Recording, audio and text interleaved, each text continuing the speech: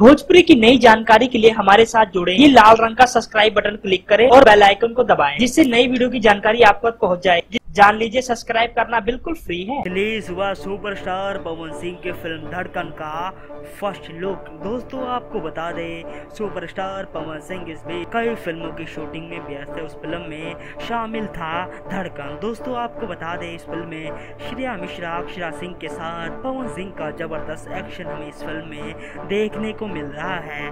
दोस्तों आपको बता दें, फिल्म काफी रोमांचक होगी और इस बीच बताया जा रहा है कि सुपरस्टार पवन सिंह लगभग 3 से 4 लड़कियों के बीच फंसे हमें दिखाई देंगे। तो दोस्तों इससे अंदाजा लगाया जा रहा है कि फिल्म में एक्शन, ड्रामा, रोमांस से भरपूर होगी। पवन सिंह की फिल्म धड़कन हम आपको बता देना चाहते हैं, सुपरस्टार पवन सिंह की फिल्म में विलन का काम कर रहे हैं सागर पांडे जी, जो कि सलमान खान के बहुत जिगरी दोस्त हैं। हम आपको बता दें, उन्होंने हाल ही में सलमान खान की मिमिक्री करते हुए सलमान खान के अंदाज में नजर आए। हम आपको बता दें, सलमान खान भी इन्हें बहुत पसंद करते हैं। धन्यवाद।